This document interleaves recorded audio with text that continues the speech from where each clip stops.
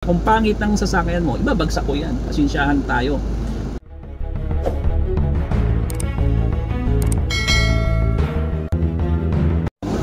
Yun ang ano niya, titignan nyo mabuti kasi hindi po biro yung kasi, pera. Hindi kasi nyo, nakita ko kasi doon na hindi nyo kino-compromise yung halimbawa, susuluran kayo ng pwede kayong sulan ng bumibenta, napapasot na lang dyan. Hindi po tayo. Hindi nyo kino-compromise yung basta ang sa inyo, kung ano yung observation nyo, yun na yun. Marami ako mga kaibigan po rin po ng mga buy and sell. Minsan pag nag-ano sila sa akin, na-check ko na may problema. Pagbalik ko may problema, nire-reject ko talaga. Ito kasi ang reason ko, sir. Buy and sell ka, ako yung nag-check. Hindi ko ibig sabihin na ikaw lang yung magaganda yung page mo, ako hindi. Kailangan din maganda rin yung page ko. Kaya kung pangit ang sasakyan mo, ibabagsak ko yan. Pasensyahan tayo.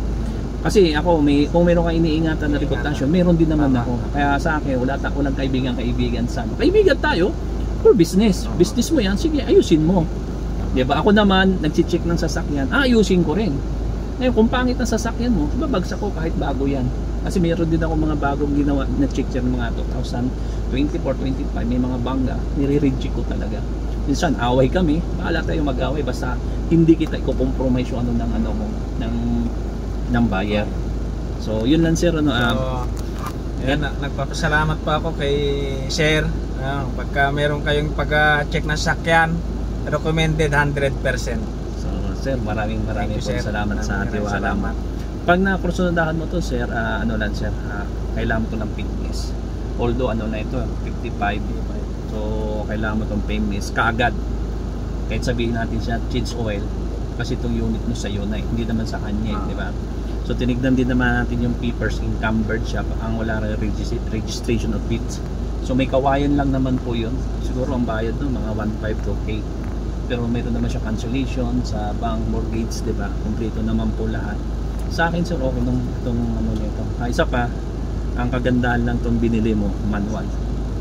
Kasi ang automatic transmission, alam naman po natin, tandaan po natin kapag papasok na po yan sa mga 7 years, 8 years, front na po siya na anytime pwede masira ang transmission.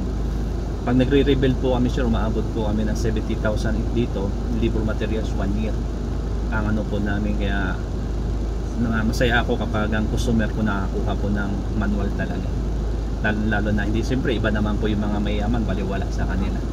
So yun lang, sir. So kung gusto niyo pong bumili po, nandito po si Mr. Cats, i-assist ko po kayo, recommendation po. Recommend 100%. Okay, sir. Thank you, sir. God bless po.